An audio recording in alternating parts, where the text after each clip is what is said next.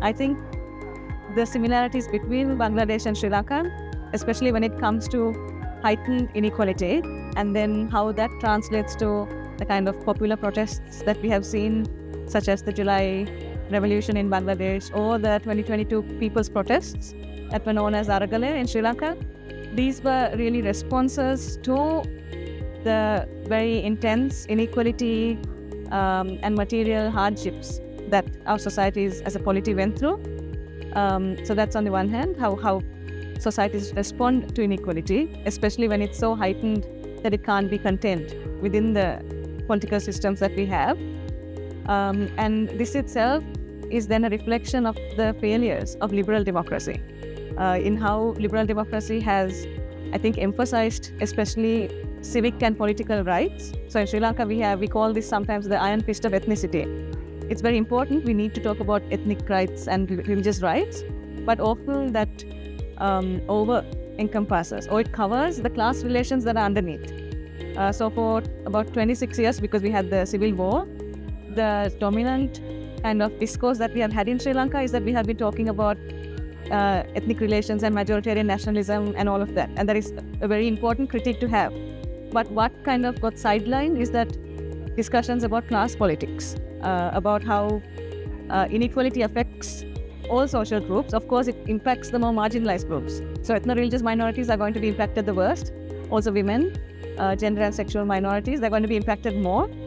But basically what these protests were kind of articulating is that our democratic systems, that they were not able to really respond to the growing inequality in our societies. Instead, it appeared to us like our democratic systems that were supposed to represent the people and to look after the people's interests were instead looking after the interests of a very small group of business elite, of political elite, and so on. So I think that's the comparison that we can draw between the two countries.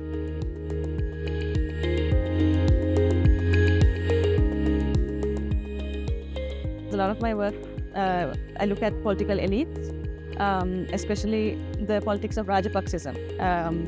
And I think while that is important that we study how, especially governance systems or political systems, how they often get captured by political elite or business elite, I think it's also important to understand that authoritarianism is not something that is only within political systems. So authoritarianism is basically where there is a lack of tolerance for difference and there's a centralization of power in making that decision.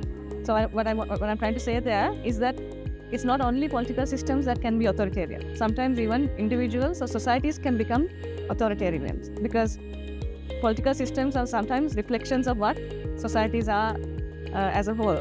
The reason I'm saying this is because after the protests happened in Sri Lanka and we had this regime change in Sri Lanka, one thing that I think the people are consistently trying to make sure is to make sure that that even when change is being implemented, it should not be implemented in an authoritarian way. It should be done in a democratic way. Democracy takes time, but we should include, as many voices as we can.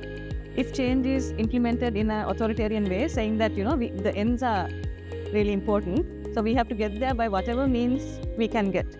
I think if we make that argument, the task fails right from the beginning. So I think this is a challenge that we are having, I think, even in Sri Lanka.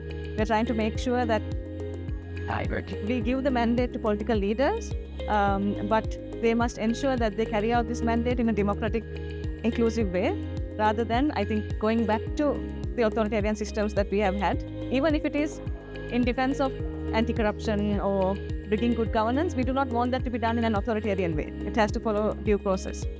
And I think that's the kind of lesson that maybe in Bangladesh that you all can also have. We want to see change quickly, but if we, interrupt democracy to get to that change quickly, then we will have to go through cycles of protests and uprisings and all of that. Yeah. Thank you, ma'am.